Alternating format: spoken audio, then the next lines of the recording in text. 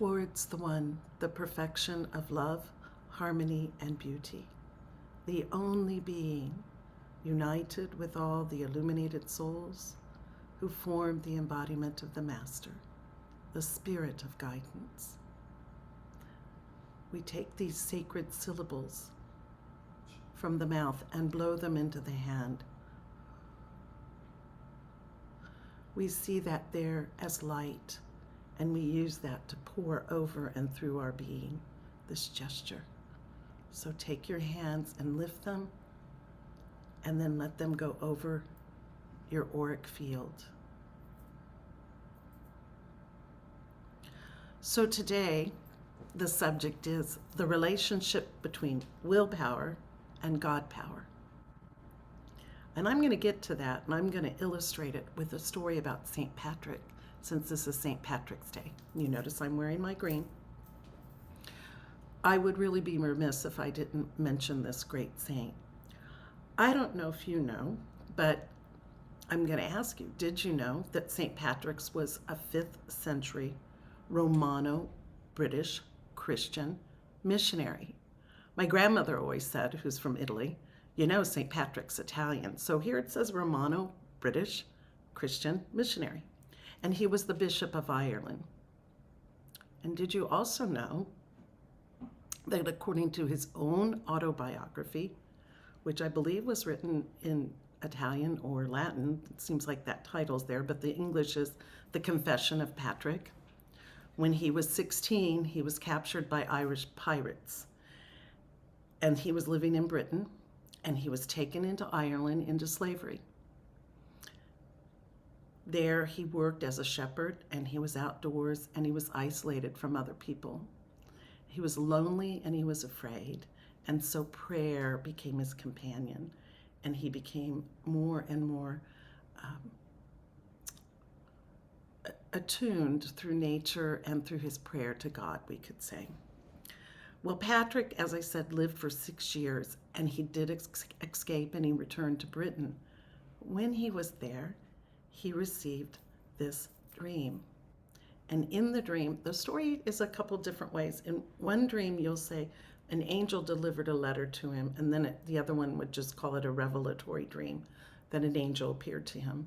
But he was given this letter, which I kind of like that approach, asking him, beseeching him to come back to Ireland to teach the faith.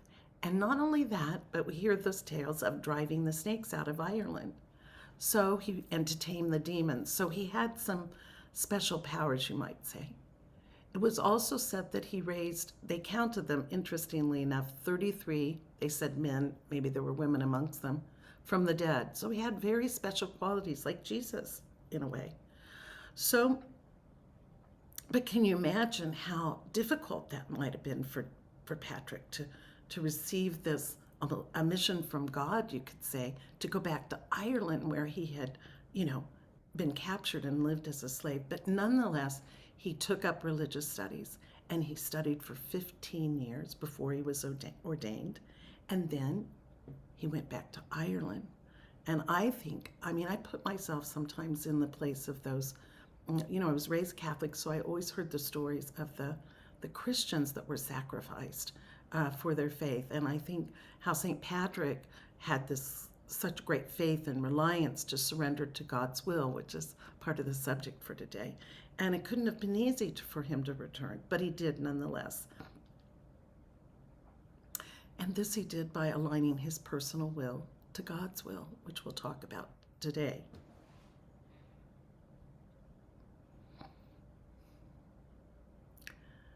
Patrick, his birthday in a sense that his birthday of his return to God is today. He died on March 17th in the year 1416. Now those of you, because I know some of my people, my friends, spiritual friends, and perhaps some of yours as well, Moinadine, I see you have Tonkas around you. There is a uncanny parallel between this mission that St. Patrick did to Padmasambhava, going back to going into Tibet. Baba Tsambhava, Guru Rinpoche, lived in India. And also Guru Rinpoche drove out the demons, the snakes. And so there are, if you're interested, do a little research. And then what does this also show us? It shows us that these great beings perhaps return again and again in different forms, in different times, perhaps representing different religions. And of course, this is the path of Sufism, to discover that, to see that, to feel that, to raise above the distinctions and differences, to see that there is a core unity that runs through all religions.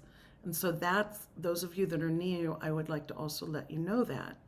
And I think it's an important thing to state. So St. Patrick is said to have had this breastplate, and on it was engraved this prayer.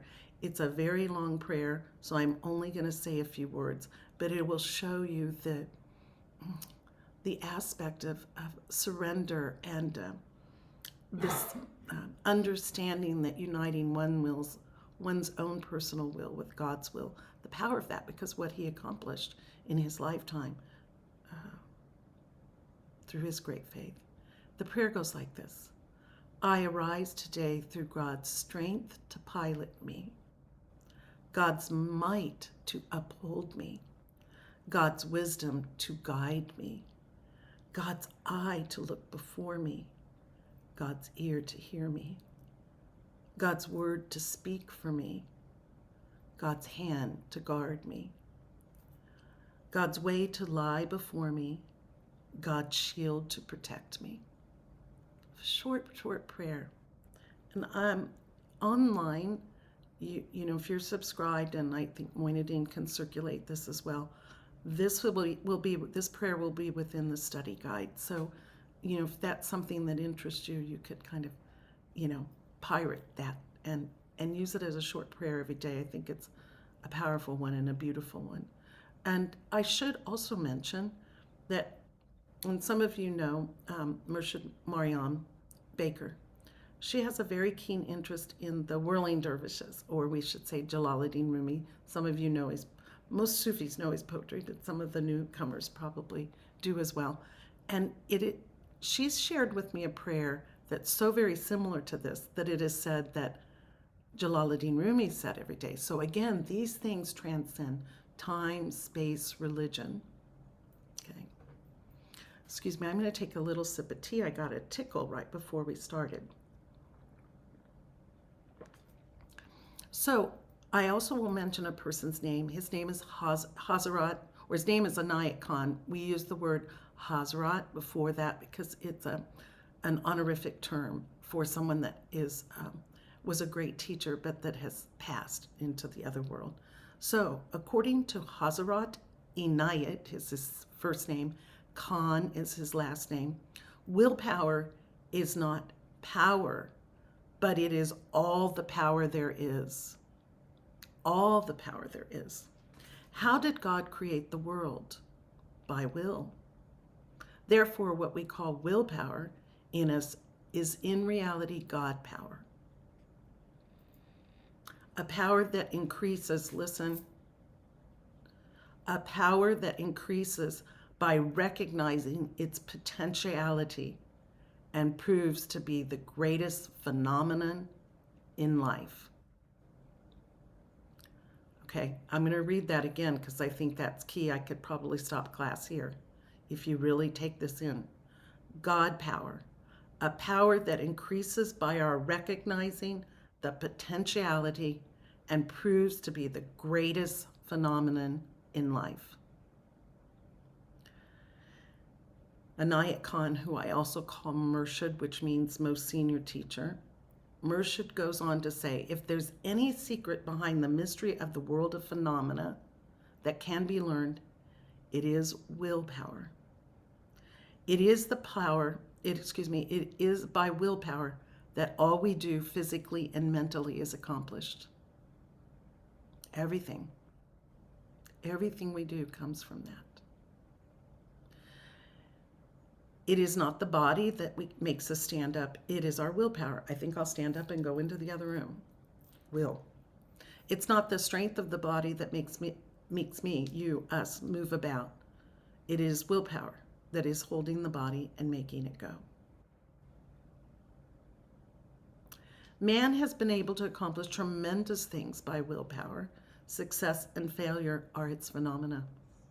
Success and failure are its phenomena. It is only the phenomena of will that brings one to success. And when will fails, however qualified and intelligent the person is, the person fails. I don't think that that's meant to bring shame upon anyone, but it is an insightful statement that allows one to, as Mershida Vera would tell me, pull one up by their bootstraps, take an account, and see if something is lacking in one's own will and in the connection to divine will, which I'll talk more about in a bit. They're truly one and the same, but sometimes we lose the circuit connection. I'll go back and read that statement again. It is only the phenomena of will that brings one to success, and when one fails, however qualified and intelligent the person is, the person fails. Therefore, it is not a human power, it is divine power in us.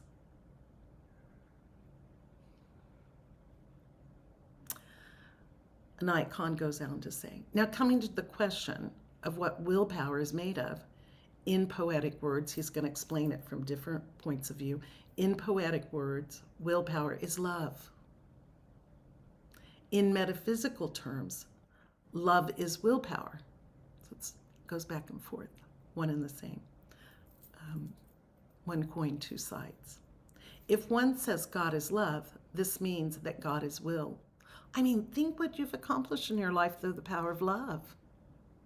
Love for another person, love for children, love for your profession, love for your home, love for your friends, love for your community. It's a powerful, powerful, willful action in our lives. If one says God is love, this means God is will. The love of God manifests after creation, but the will of God caused the creation. So the most original aspect of love is will. So let's look at this, the will of God. In the Holy Quran we read, we said, it doesn't say I said. In the Quran often you'll hear that in plural, like there's this unitive voice in the universe. We said be, and it became. This is the key to the world of phenomena. This phenomenon does not only belong to the origins of things, but it also belongs to the whole being of things, commanding, be, and it became. We find this same teaching in the Holy Bible. In Genesis chapter 1, in the beginning, God created the heaven and the earth. And you know how that goes on, bit by bit. The will of God. One of my teachers, Hazrat Inayat Khan, the son of Hazrat Inayat Khan, would often say,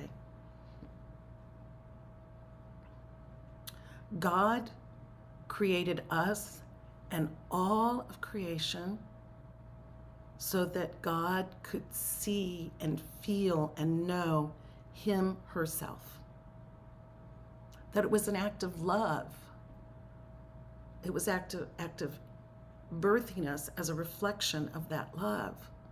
It's so beautiful. It was the will. So I'd like to work with a practice here, but I have a little caveat. If you're not ready for your life to change big time, don't do this very often. We'll do it a few times today, see how it feels. If it feels like something you'd like to take up, check with your initiator. If you're one of my students, you can take it up. You determine for yourself how fast you want to go. You can check in with me. But this is a practice that was given to me by my Mershida, my teacher, Mershida Vera, my first teacher. And it was at a time in life where my profession was blooming, my work with the Sufi order was blooming, I was being very productive, and yet, you know, sometimes you just look around and you say, what's it all about? Is this all? So I was feeling a kind of longing, maybe as if I was wandering in my journey in life. And she gave me this practice. And I can so vividly remember doing it. I had been working with Sharif Graham, a dear friend of many of ours that recently passed away. Beautiful soul. I'd been working with him and another very old senior Sufi. Her name was Arifa Miller. And Arifa had invited me to the abode prior to a retreat we were all going to do there with Pir Vilayat. And I was sleeping on her couch. She had a nice big room there. She lived there. And I remember being on that couch and remember looking out her window and doing this practice. It was like this vivid moment, and I knew something shifted.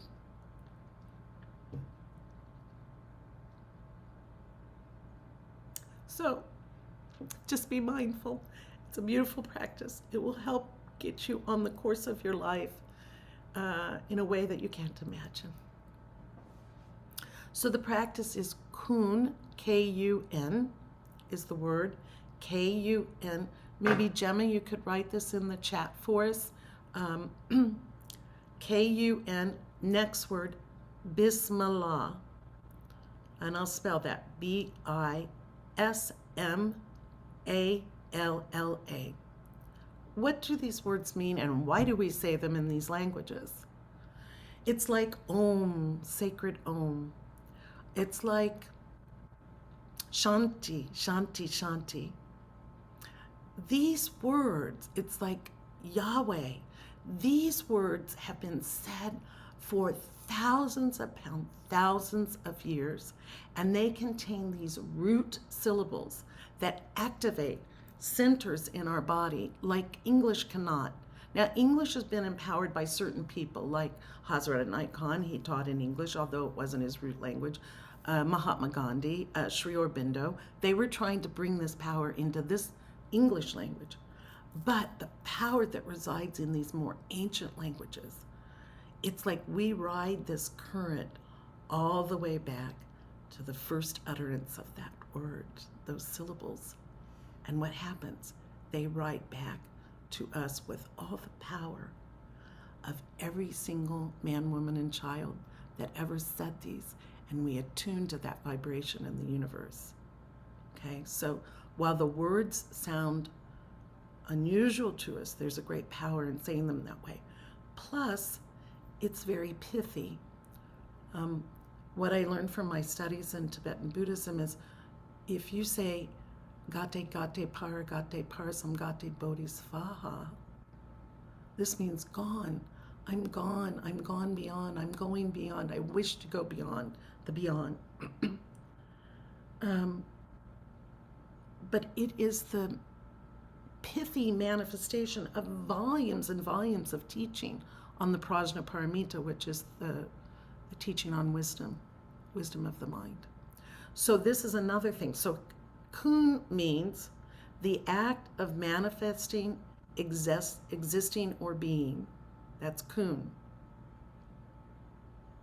It's referred to in the Quran by saying the originator, meaning God, of heaven and earth. When God decrees a matter, God only has to say be or Kun, and it is. So this is what we're invoking, this Kun. So take a moment and just think, what is God manifesting through me? Some people are in times of transition. Some people are going into retirement or just come out of it. Some people have moved. Some people are changing jobs. Some people are, changing relationships. There's all this stuff that's happening with all of us. But what's the purpose in it? And what's manifesting through me? Because I don't think these things happen by accident. And although they may bring pain, confusion, they also bring openness, and they create a new purpose in our lives. And I believe with my whole heart that God is directing those things through our lives. Okay. And even if those things aren't happening, perhaps you feel, are things static? Are things stagnated? Is there a little boredom? This can help activate your purpose to further realize it in life. So by asking ourselves that, just putting the question in the universe and in our heart. And if you don't know, as we do the practice, just let this kun sort of set up a vibration within. It'll open you to the providence of your purpose here on earth. Now, Bismillah is wordy. So it says, Bismillah means in the name of God, the merciful and compassion. So instead of saying something is manifesting through existing and being in the name of God of mercy and compassion, we're going to say Kun Bismillah. Got it? Okay, so saying Bismillah, let's talk about that too. Bismillah is also an invitation. Bismillah. When I was in Turkey and Morocco, I can't tell you how many times people began a sentence with Bismillah. All the time. They'd open a bottle of water to serve you, Bismillah. They pour the tea, Bismillah. It's like a beginning. It's a beginning. And you know what? I've, in my life, taken that up. I cross the threshold of my doors. Sometimes I just think Bismillah, or I'm leaving the premises where we live, Bismillah. When I was teaching, I inevitably, when I crossed the threshold of that door, I said silently, Bismillah. Or when I left my car and I was climbing the stairs to my classroom, Bismillah. It's a good practice. Try it, try it, try it, try it. It's beautiful. Bismillah, again, is an invitation, and it's welcoming the blessing and the help of God. Not my will, thy will.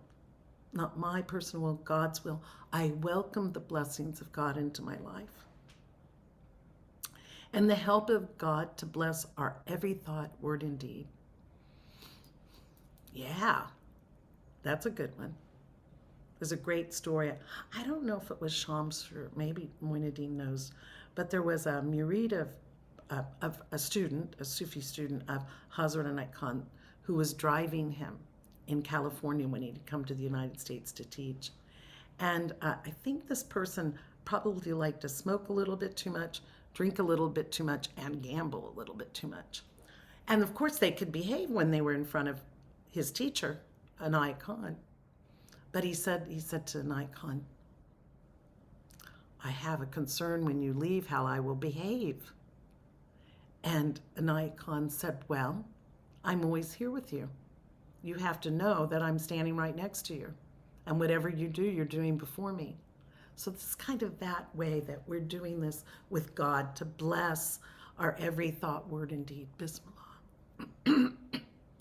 It's an intention of commencing each task. I take a step, Bismillah. However insignificant or minor, I'm making a meal for my family, Bismillah, with the remembrance of God, seeking God's guidance and blessing. Richard Samuel Lewis always said, the cook and the prophet are one, Bismillah. Okay. So let's do this practice together. And we'll just do it 33 times. We're going to do first aloud. And then we're going to whisper it. We're going to feel it closer to us and more alive within. And then we're just going to go silent and let it, just listen to it within our being. Okay? So we begin. Kun Bismillah. Kun Bismillah. Kun Bismillah. Kun Bismillah. Kun Bismillah. Kun Bismillah. Kun Bismillah. Kun Bismillah. Kun Bismillah. Kun Bismillah. Kun Bismillah. Now 11 times whispering, as if you're whispering in the ear of the most intimate friend. Kun Bismillah. And let the ah at the end, because it's AH at the end, so let that aspiration continue. Kun Bismillah. Kun Bismillah. Kun Bismillah. Kun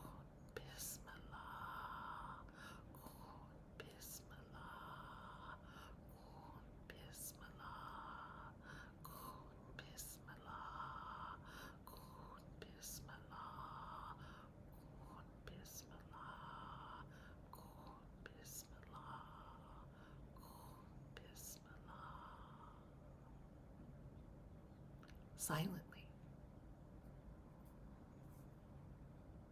You could use one phrase on the inhalation and one on the exhalation.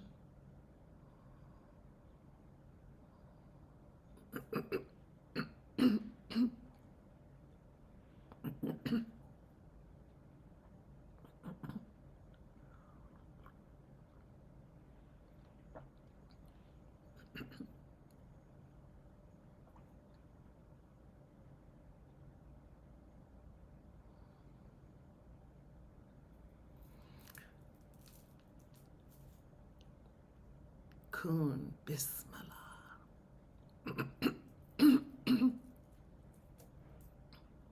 Hazrat Inayat Khan goes on to say in this teaching, and I should say these are teachings drawn from several sources on the same subject. Again, those are listed at the bottom of this document, which is always posted as a PDF on the website.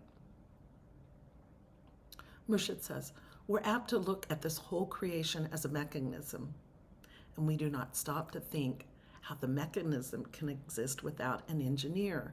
Of course, the engineer being God. What is mechanism? It is only an expression of the will of the engineer. And in this instance, in this context, we're speaking of God, who, for the convenience, made the mechanism.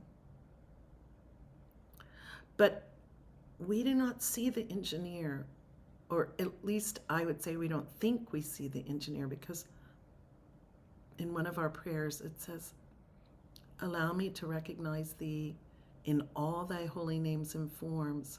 And that is, everything is holy. Everything is. It's an illusion if it doesn't appear to be so.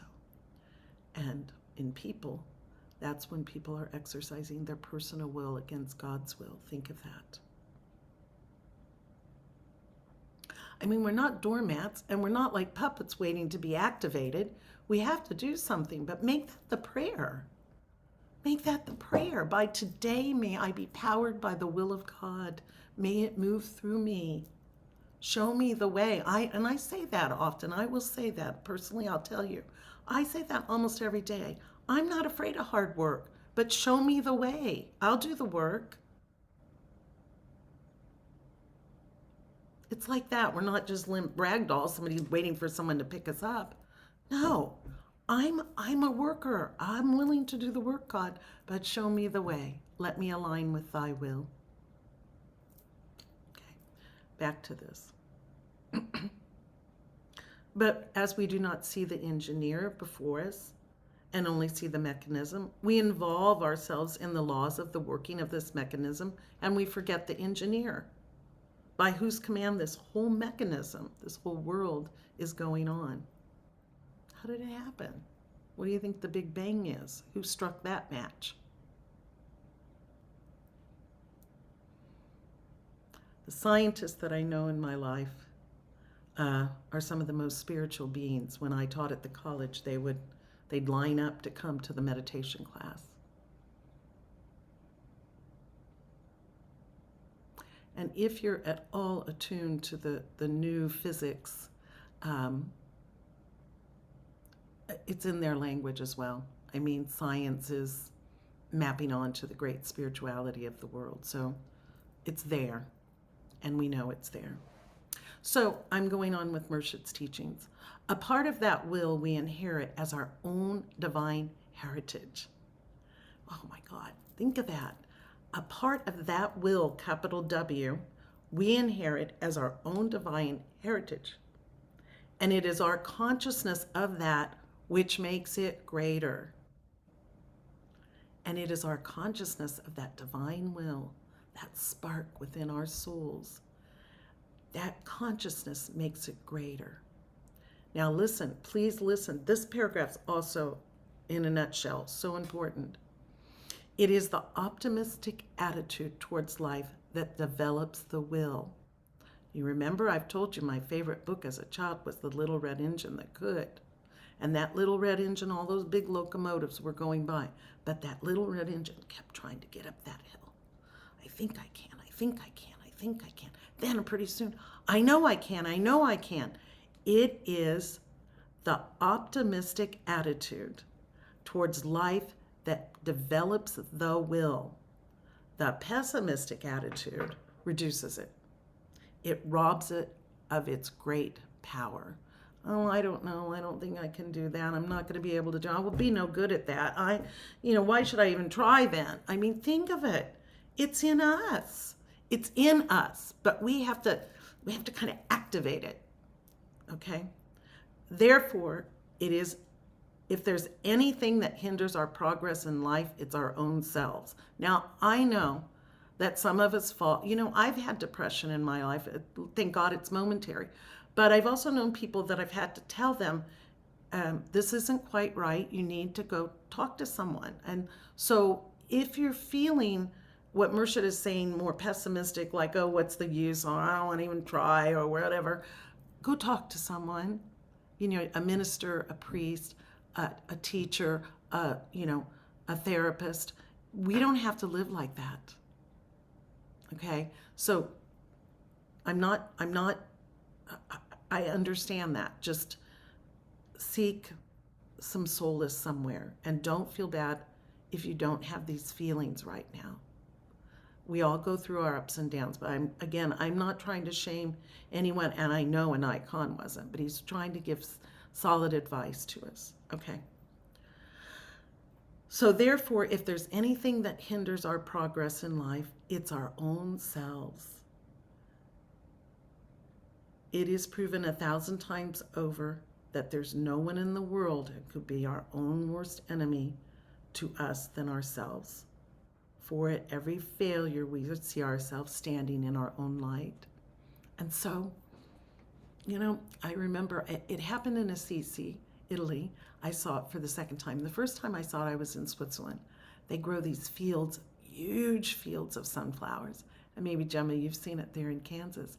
And those sunflowers are just standing so tall with their faces up to the sky.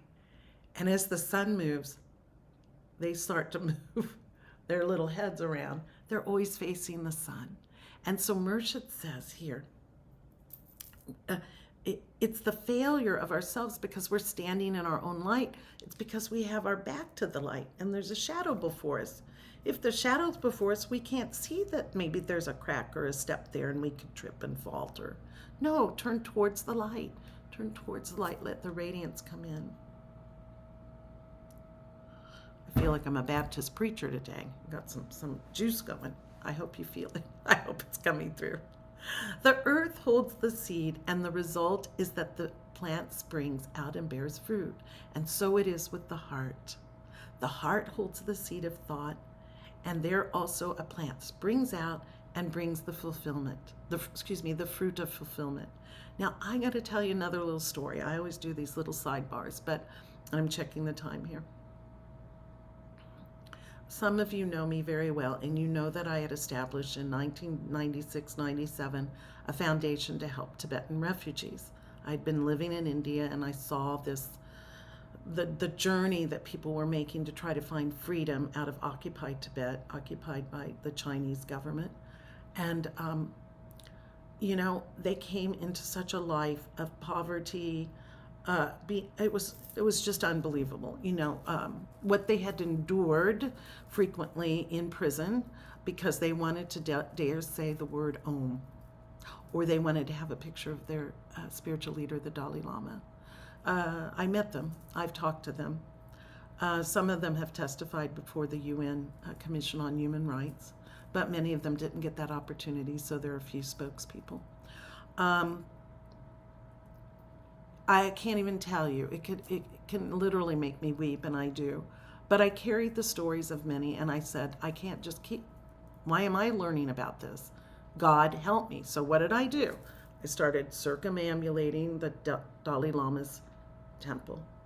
And there's a place there where there are these beautiful statues. Their prayer was every day. I'd stop every day, and I'd say, please, if I have the capacity to do something, please help me know what it is.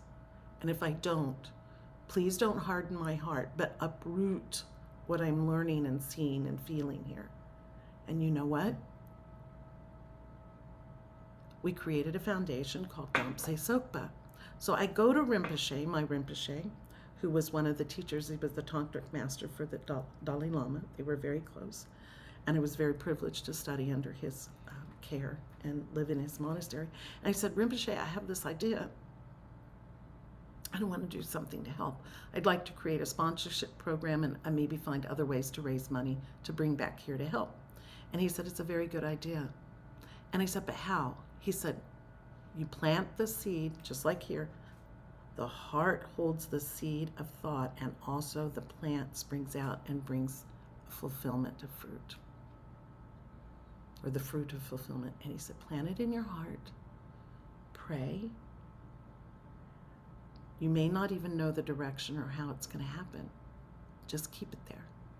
And don't let the hope die. And you know, we ended up sponsoring hundreds upon hundreds of refugees. We built a school so that they could learn English. We published textbooks for the monks in the monasteries. We solar powered the Dalai Lama's monastery. Oh God, I don't know what else we did. We did so many things. And the people, we never took any money. I always paid for my own trips to India. I didn't take any money. We weren't paid. Gemma was helpful. She was kind of the secretary. Joe was the treasurer. And there were a lot of people in India that wanted to help us. Merchants, they'd say, I know what you're doing. I said, don't tell everyone, because I can't help everybody and do only a little bit.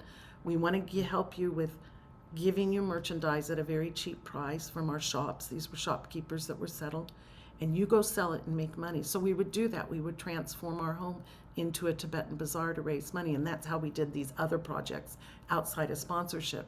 But sponsorship was set up just so that the money could go directly to the refugees. They were educating themselves. They were starting little businesses. And they were developing these deep, loving relationships with their sponsors, who sometimes they came to see. The sponsors had them come to see, or the sponsors went to India. So this is the power of prayer and putting that seed. How was I going to do that? My God, I had a full-time job as a professor, but I still did it, and I had help from a few friends. Anything is possible. And I had such a great trust and belief in my teacher that he told me to do that. It manifested. So please, don't ever think anything's impossible. With the power of God, hope and faith in your heart, anything can happen. So Murshid goes on to say, the mind is like a restive horse. God, do we know that? We try to sit in meditation and pretty soon, it starts jumping around like a monkey, or a wild horse in this instance. Bring a wild horse and yoke it to a carriage, and it is such a strange experience, for the horse will kick and jump and run and try to destroy the carriage. So it is with the weight of the mind to carry when you make it take one thought and hold it for a while. But it's so important. It is then that the mind becomes restless because it's not accustomed to discipline. And all the more so in our day than it was in Murshid's when he passed away in 1927. Started teaching in 1921, or 22. There weren't TVs. There weren't phones. It's constantly, even since I've been on this call, people are texting me. It's coming through on my watch. It's always there pulling us. So we have to grow accustomed to this discipline. Unplug and breathe and keep a thought before us. So important. I'm friends with Pir Shabda Khan, and I was friends with Murshid Waliali, and I remember one day, we were at a retreat together, and they were leading us among other leaders of their organization. And they came to me and they said, you have your computer? And I said, yeah. They said, can you make a circle and a dot? And I said, yeah, what do you do? This was the Murshid Samuel Lewis gave his students that concentration, a circle with a dot in it. And they did a breath practice with it. That's how they developed concentration. And the breath practice was towards the one with the dot, breathing in. Yeah, and united with all, breathing out. So it taught them everything comes from the singular point and everything is united. Everything returns to that singular point. Everything manifests from that. So that was a good way to keep the eyes focused.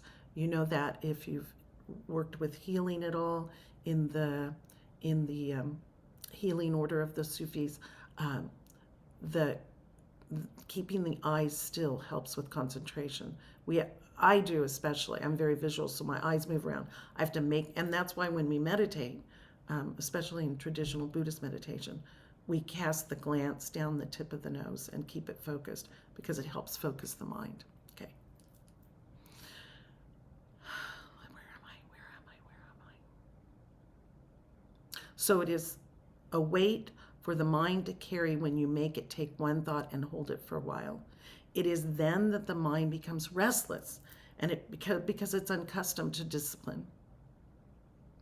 There is a thought that the mind will hold by itself. Are you ready to hear this? Because I think this is pretty interesting. It's the thought of disappointment. We go over it and over it and over it. Of pain. Oh, pain, pain, pain. Whether it's in our emotions or in our body. Grief. I'm so sad. I'm so sad. We all know this. I know this. I have to pull myself out of it. Sorrow and failure. It's a natural tendency. And Murshid talks about that being as a line in the mind, a groove. He likens it to what happens when you get the car, it's stuck in the mud and you just keep spinning your wheels. That's what the mind does. It keeps going over it. And you have to force yourself to pick up that needle and move it, or get someone to help you lift the car out of it and move it. We have to try to grab our mind and move it. In Tibetan Buddhism, we talk about things as antidotes. So if one's feeling, it works with the 6 perfections. That's complex. I could go on and on and on, but if we have pain, what we do is we think about all the other beings that are feeling pain, and we willingly sort of draw in that pain and suffering, and we send out love and light and comfort. That's a kind of antidote. But while we're sending out that light and love and comfort, what happens is we also receive that. So that's a transformation. That's part of when people say tantric. That's tantric. It's the transformation of the lower kind of emotions. So enough being said. You want more on that, I'll give a class on that. The mind will hold it so fast that it cannot take it away from the grip, and the mind holds it to itself. Again, these negative thoughts, they can just keep rolling around, and it's so hard to snap ourselves out of it, but we have to. One of the things that I do, one of the Lojong sayings in Tibetan Buddhism is do something different. So I get in the car and I go somewhere else, or I take a walk, or I go look at a beautiful tree, or when I was in Kansas City, I would go to the museum a lot. It was convenient for me. Or this other place that had beautiful statues. It was called Van Loo, and fountains. And I would just go walk around to look at beautiful things. Beauty is an antidote. In Sufism, we say towards the one, the perfection of love, harmony, and beauty. So looking at something beautiful, reading beautiful poetry, listening to beautiful music, these things are antidotes to these things. It helps to lift the veil of these other emotions for us. So I have just a little bit more and one more practice, and I think I'm going to fit it all in. If I don't at 10 and you need to go, I would understand.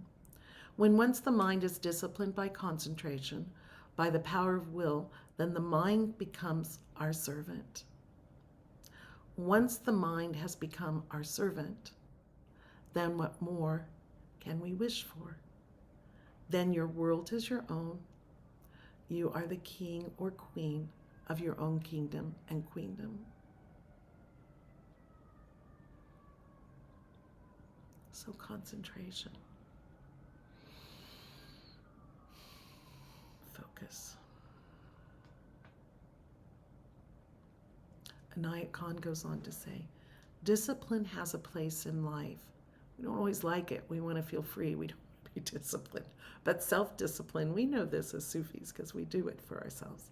However difficult and self-discipline, however difficult and tyrannical to us it may seem in the beginning, yet it is that which in the end makes the soul the master of life.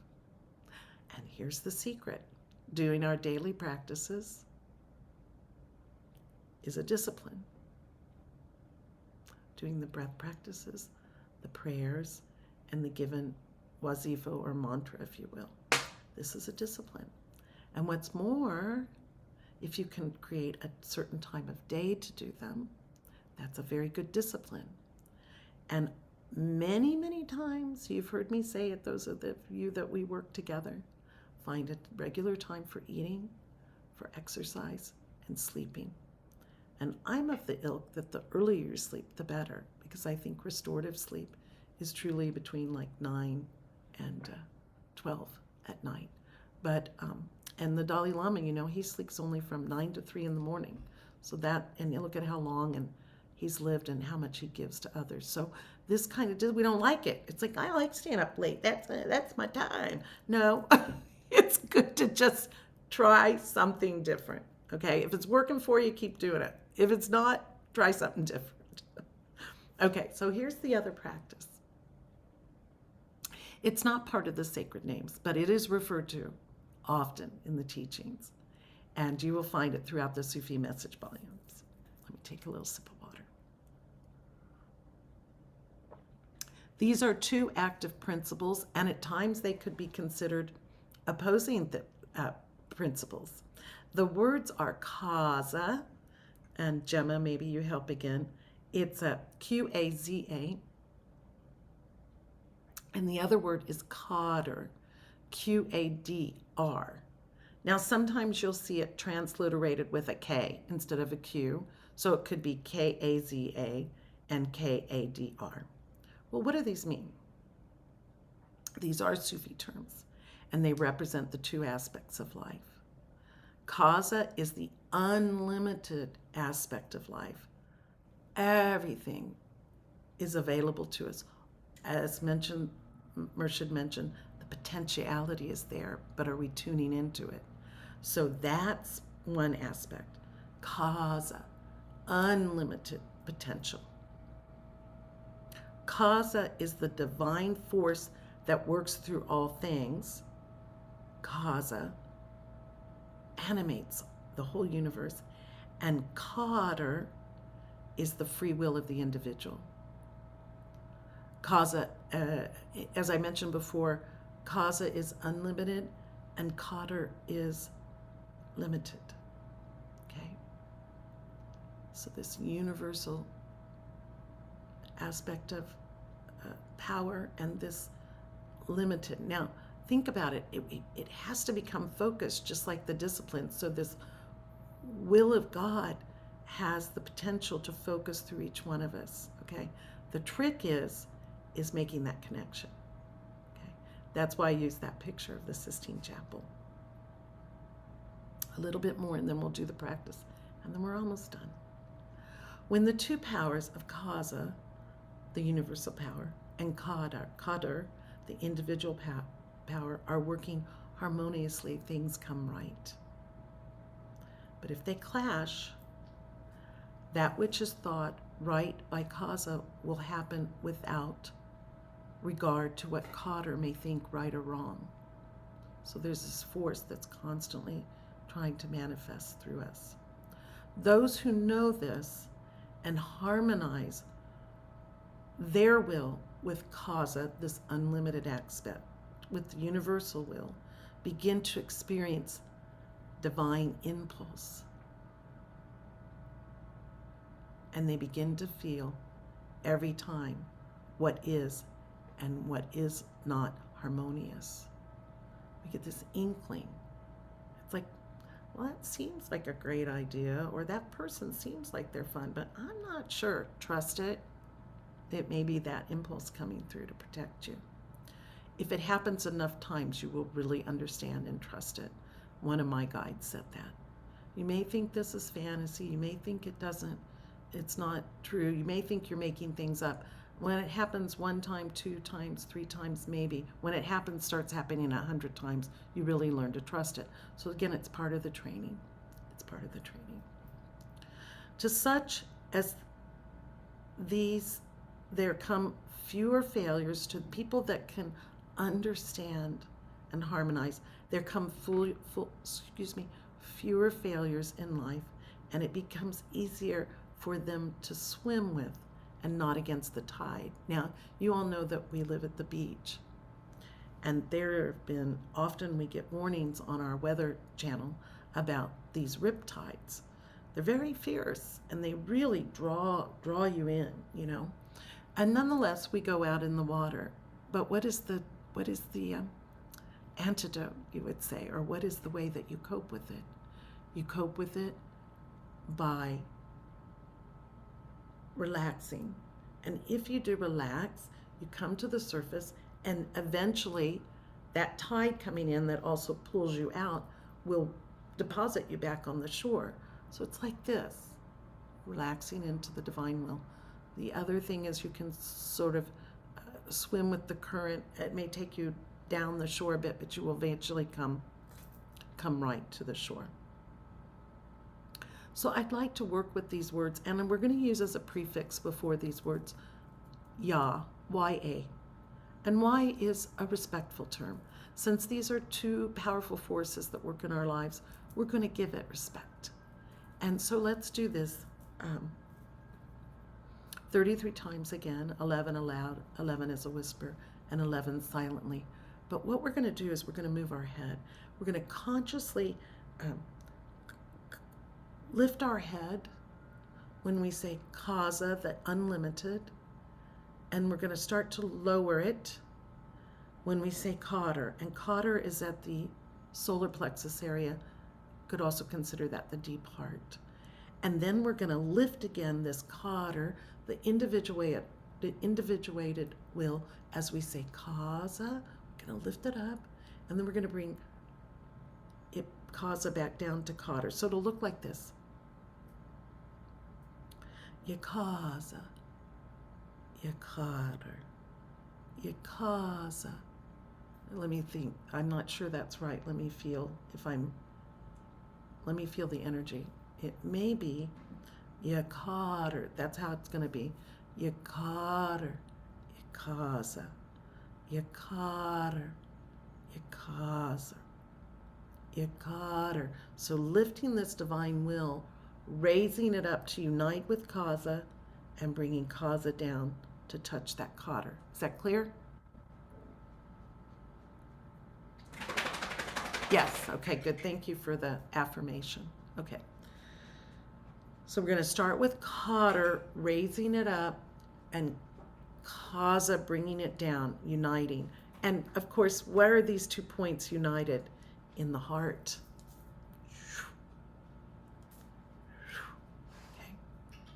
So think of that. And this grows brighter and brighter as we work with the practice. And this is like a pole that's connecting these two wills. Okay. Yakadr, Yakaza, Yakadr, Yakaza, Yakadr, Yakaza, Yakadr, Yakaza, Yakadr, Yakaza, Yakadr, Yakaza, Yakadr, Yakaza, Yakadr, Yakaza, Yakadr, Yakaza. Now just whisper with the name, so it'll be like this.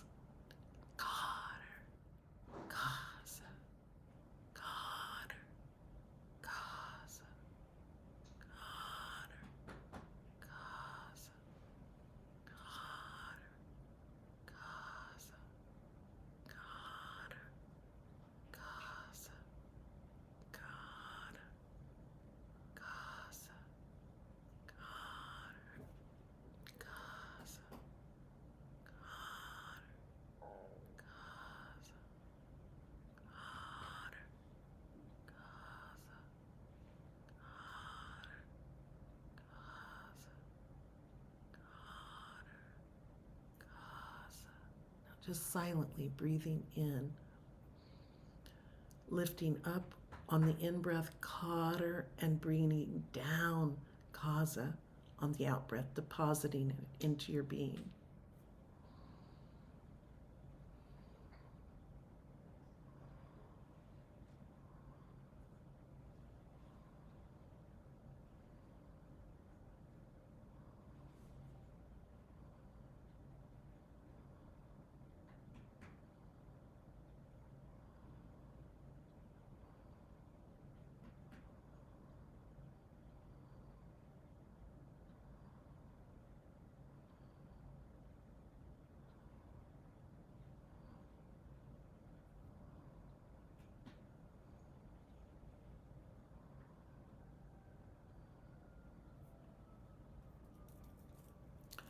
Kader, Yakaza.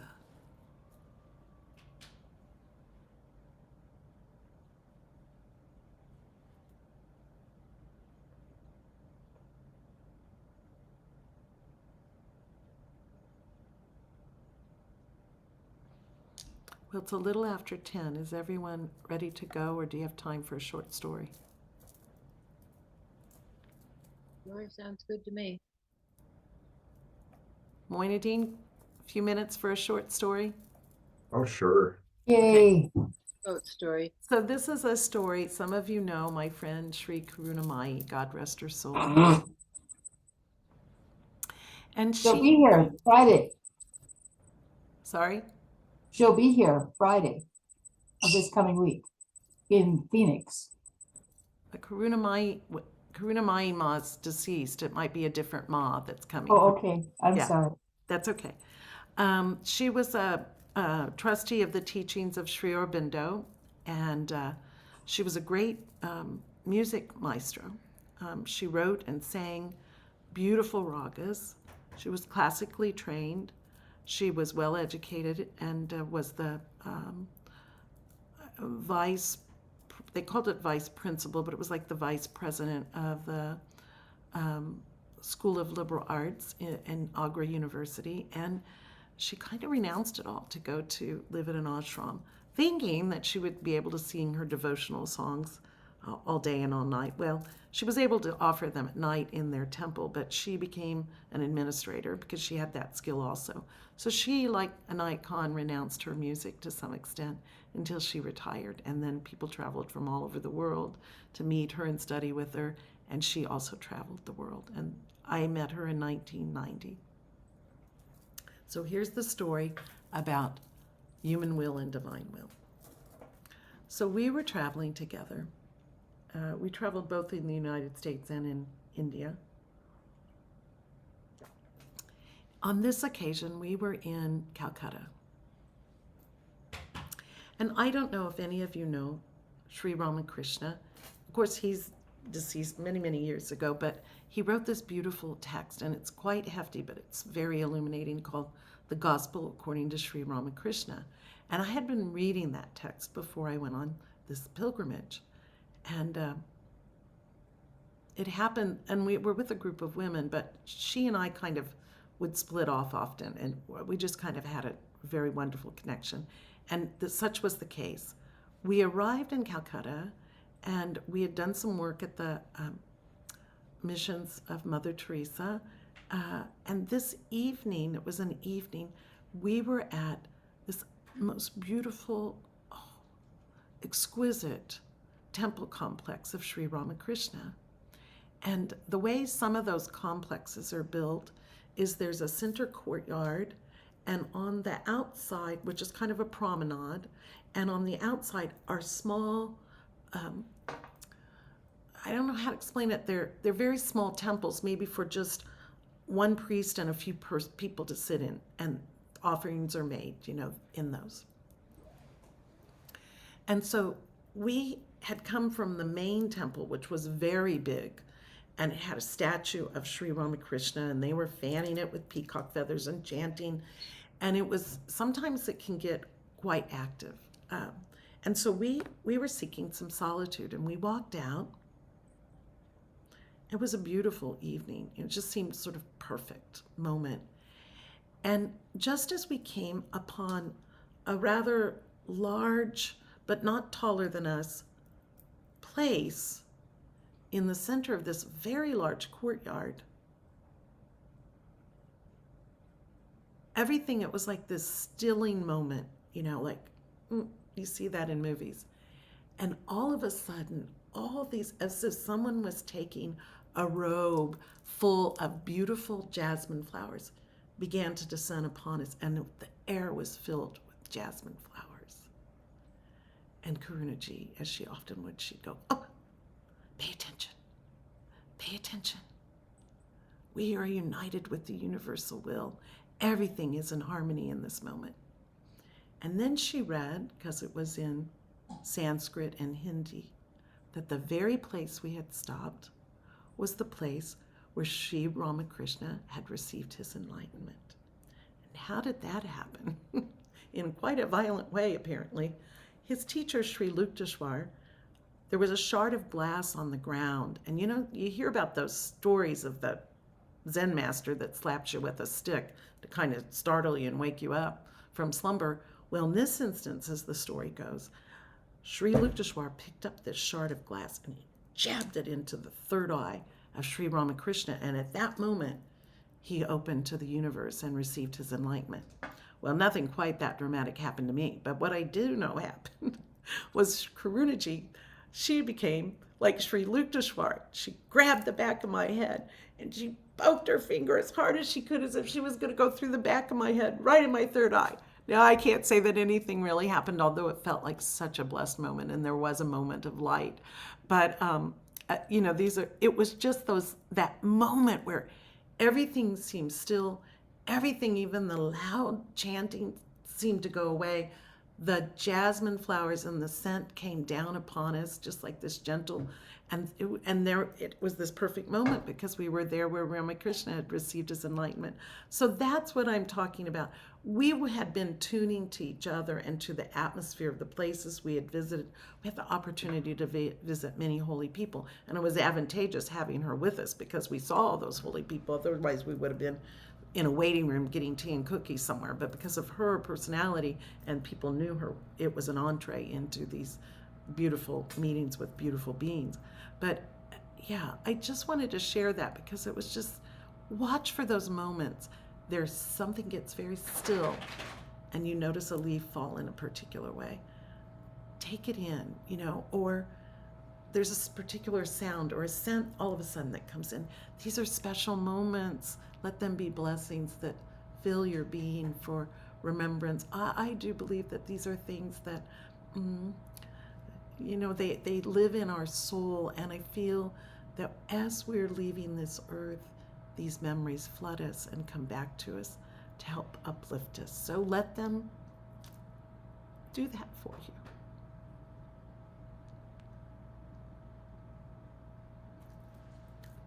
Shall we close with a prayer?